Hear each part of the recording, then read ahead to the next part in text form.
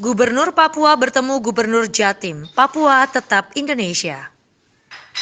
Poster dan spanduk di pagar asrama mahasiswa Papua di Jalan Kalasan, Surabaya menyambut kedatangan Gubernur Papua dan Gubernur Jawa Timur. Sekelompok mahasiswa Papua menyampaikan penolakan ketika Gubernur Papua dan Gubernur Jawa Timur datang untuk berdialog dengan mereka di asrama mahasiswa Papua di Jalan Kalasan, Surabaya.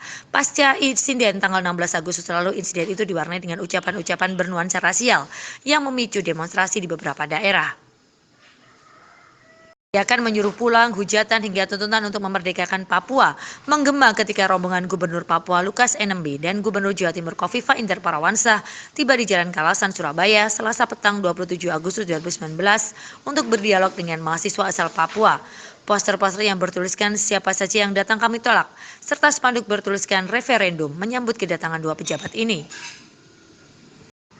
Kapolda Jawa Timur Inspektur Jenderal Polisi Luki Hermawan mengatakan penolakan mahasiswa di asrama Jalan Kalasan dikarenakan kurang baiknya komunikasi yang terjalin. Ditambahkannya akan ada penjadwalan ulang pertemuan utusan Gubernur Papua dengan mahasiswa di asrama itu. Tidak berhasil, ini ada terjadi miskomunikasi yang mana adanya tidak sesuai dengan apa yang tadinya harusnya Bapak Gubernur atau Papua saja yang datang, namun tadi rombongan terlalu banyak sehingga ada miskomunikasi, kata Irjen Pol Luki Hermawan. Sebelumnya, Gubernur Papua Lukas NMB mengadakan pertemuan dengan Gubernur Jawa Timur Kofifa Indar Parawansa.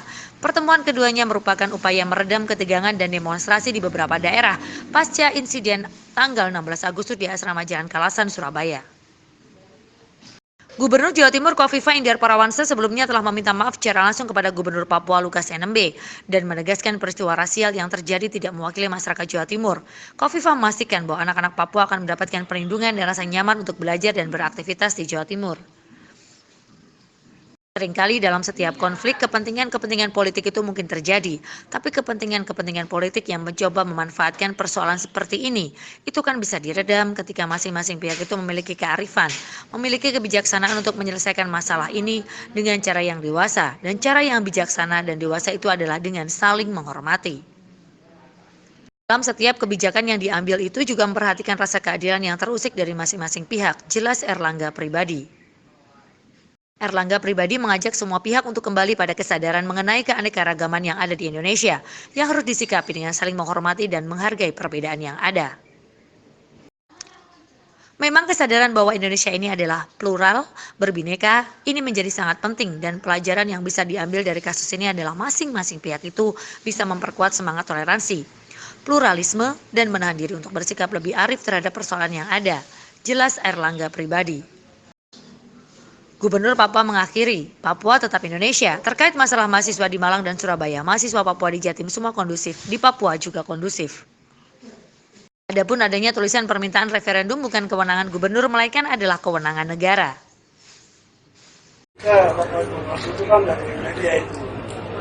Ya, tapi kita cari dia ternyata mereka, saya dapat informasi Jakarta, sampai tidak bisa ketemu dengan orang siapapun. Itulah sebab saya datang. Tapi sama juga, saya juga tidak bisa ditolak.